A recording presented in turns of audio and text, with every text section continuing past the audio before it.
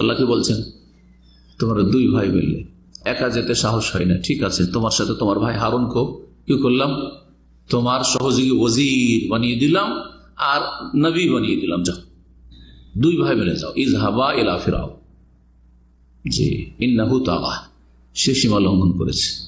আল্লাহ নবীকে সীমা লঙ্ঘন করেছে, কিন্তু নবী রসুলকে বলছেন মুসাকে তুমি গিয়ে বলবে যে তুমি তাগুত হয়ে গেছো, তুমি সীমা লঙ্ঘন করেছো।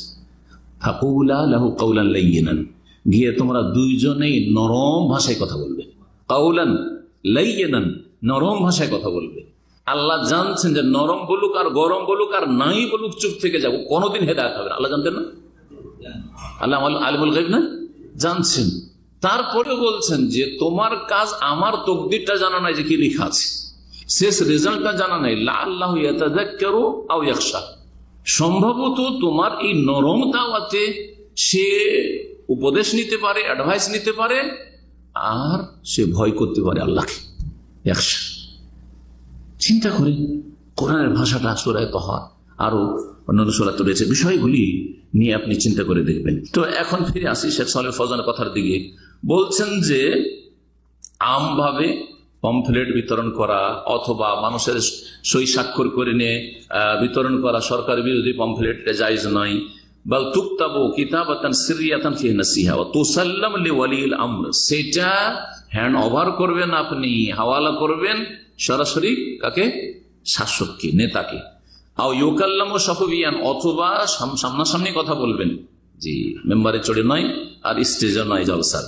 আম্মাল কিতাব আল্লাতী তুকতাবু ওয়া তুসাওয়ারু তুওয়াজ্জালান নাস, আর যারা লিখে, লিখার পরে সেটা ফটোকপি করে আর তারপরে জনগণের মাঝে আমভাবে বিতরণ করে, ফাহাযা আমালুন লা ইয়াজুজ, এই কাজটি জায়েজ নয়। লিআন্নাহু তাশহীর, কারণ এটা হচ্ছে মানুষের মাঝে তাদের দোষগুলিকে প্রচার প্রসার করে দেওয়া, আর এতে মানুষের মানহানি হয় যে কোনো লোকের, আর শাসক গোষ্ঠীর মানহানি হলে তাতে আপনাকেও ছেড়ে দেবে না, আর এতে কোনো কল্যাণ হবে না, আর দেশের লোক আরো গরম হয়ে বিদ্রোহ ঘোষণা করবে, যার মাধ্যমে দুই দিক থেকে বহু মানুষের প্রাণ যাবে আর নিরাপত্তা দেশ থেকে হারিয়ে যাবে।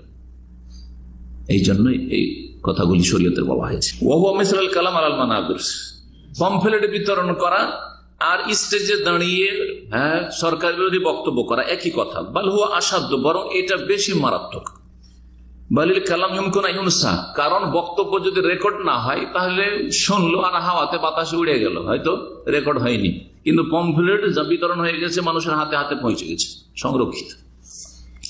ওয়ালাকিন আল কিতাব তাবকা ওয়া তাতাদাওয়াল আলাইহি, যদি লিখে সরকার বিরোধী কর্মকাণ্ড করা হয় তাহলে সেটা বিভিন্ন হাতে চলে যাবে আর সেটা সুরক্ষিত থাকবে।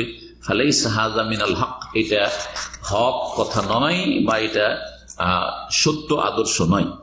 রাসূলুল্লাহ সাল্লাল্লাহু আলাইহি ওয়াসাল্লাম কি বলেছেন এই মর্মে, সহিহ মুসলিমের হাদিস, আদ-দীনুন নাসিহা, দিন হচ্ছে হিতাকাঙ্ক্ষী হওয়ার নাম, দিন হচ্ছে উপদেশ দেওয়ার নাম, দিন হচ্ছে দরদি হওয়ার নাম। জি, আমরা কিন্তু প্রিয়জনের এরকমই দরদি হই। আপনার বাপ যদি ভুল করে, বড় ধরনেরও ভুল করে, মা যদি বড় ধরনের ভুল করে, আপনি গ্রামে বলে বেড়াবেন না। কারো বাপ যদি জেনা করে বা মা যদি ব্যভিচারে লিপ্ত হয়, আল্লাহ হেফাজত করুক, আর এরকম দুর্ঘটনা ঘটছে কোনো সময়, কখনো বলে বেড়াবে যে আমার মা এই চরিত্রে, আমার বাপ এই চরিত্রে, বলে বেড়াবে না? লুকিয়ে লুকিয়ে সংশোধন করবে? ভাই বোন সবাইকে বলবে না, আগে একা একা লুকিয়ে চেষ্টা করবে যাতে আমার ভাই বোনেরা কেউ না জানে, ঠিক না? করবে না? চিন্তা করেন আপনি, স্ত্রী যদি স্বামী সম্পর্কে জানে তো সংশোধনের চেষ্টা করবে না?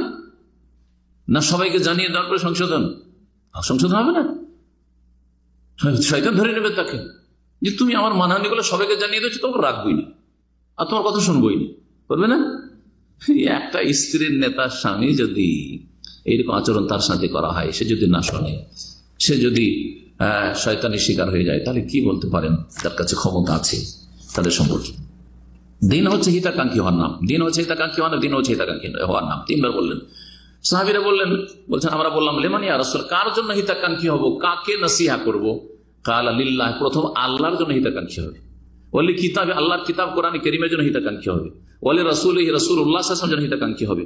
ওয়ালি আইম্মাতিল মুসলিমিন, মুসলিম শাসকদের জন্য হিতাকাঙ্ক্ষী হবে। ওয়া আম্মাতিহি, মুসলিম জনগণের জন্য, যে কোনো মুসলিম, যে কোনো স্তরের মুসলিম, গরিব আমির যে কেউ হোক না কেন, যে কোনো মুসলিমের জন্য, সৎ অসৎ সবারই তাকান কি হবে।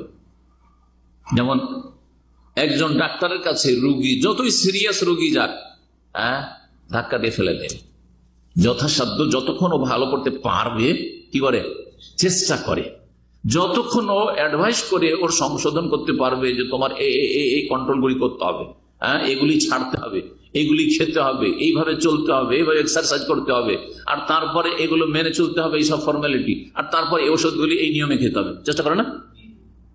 যখন দেখে যে আর বাঁচাতে পারবো না, একবারে মোটামুটি নিশ্চিত তো কেউ না আল্লাহ ছাড়া, কিন্তু যখন ওর একটা অনুমান হয়ে যায় যে না আমার দ্বারা কাজ হবে না, তখন বলি ভাই নিয়ে যাবেন না, যাই পারবো না, ঠিক না, খরচ করে লাভ নেই, ভালো ডাক্তার বলে খরচ করে লাভ নেই, জানা